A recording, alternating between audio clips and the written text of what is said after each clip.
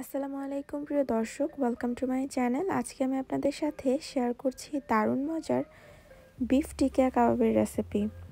তো চলুন আমরা দেখে নিই পুরো রেসিপিটি। তার জন্য এখানে আমি নিয়েছি 900 গ্রাম পরিমাণ বোনলেস গরুর মাংস, দিয়ে দিলাম 1/4 কাপ পরিমাণ টক দই, একটি তেজপাতা, 3টি এলাচি এবং সাথে আরও দিয়ে দিলাম 3-4টির মতো লবঙ্গ এবং আরও দিয়েছি 1 টুকরো দারচিনি। এখন আমি এর ভেতরে দিয়ে দিয়েছি 1/4 টিস্পুন পরিমাণের শাহি জিরা, স্বাদ অনুযায়ী লবণ দিয়ে দিয়েছি। এখন সব কিছুকে একসাথে খুব ভালো করে মিশিয়ে নিলাম। মিশিয়ে আমি এটাকে রান্না করে নিচ্ছি। মাংসটা যখন সিদ্ধ হয়ে যাবে, কিন্তু নরম হতে হবে না, জাস্ট সিদ্ধ, যে কাঁচা ভাবটা থাকে সেটা চলে যাবে, তখন আমি পানি থেকে মাংসটাকে আলাদা করে ব্লেন্ড করে নিয়েছি। দেখুন আমার ব্লেন্ড করা হয়ে গেছে।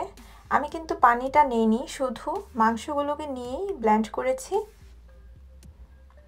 এখন আমি এর ভেতরে দিয়ে দিলাম পেঁয়াজ কুচি। আমি এখানে 1/4 কাপ পরিমাণ পেঁয়াজ কুচি দিয়েছি, স্বাদ অনুযায়ী কাঁচামরিচ কুচিও দিয়েছি। দিলাম 1 টেবিল চামচ পরিমাণ রসুন বাটা, 1 টেবিল চামচ পরিমাণ আদা বাটা এবং প্রথমে আমি 2টা ডিম দিয়ে দিলাম, পরে আমার আরও ডিম প্রয়োজন হবে। এবং স্বাদ অনুযায়ী লবণ দিয়েছি। দিলাম ধনিয়ার গুঁড়া আধা টেবিল চামচ পরিমাণ, জিরার গুঁড়াও আধা টেবিল চামচ পরিমাণ দিয়েছি। এখানে দিয়েছি আমি সাদা গোলমরিচের গুঁড়া আধা টেবিল চামচ পরিমাণ এবং দিয়েছি গরম মশলার গুঁড়া আধা টেবিল চামচ পরিমাণ। জয়ফলের গুঁড়া দিয়েছি এখানে আমি 1/4 চা চামচ এবং জয়ত্রীর গুঁড়াও 1/4 চা চামচ দিয়ে দিলাম।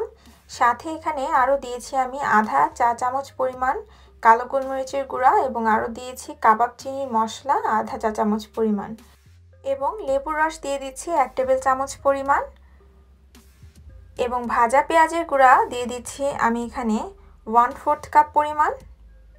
সব কিছুকে একসাথে খুব ভালো করে আমি মিশিয়ে নিচ্ছি। এই পর্যায়ে আমি আরও 4টি ডিম ভেঙে দিয়ে দিচ্ছি এবং সাথে দিয়ে দিচ্ছি ব্রেড ক্রাম্ব আধা কাপ পরিমাণ। এখন আমি সব কিছুকে একসাথে ভালো করে মেখে নেব।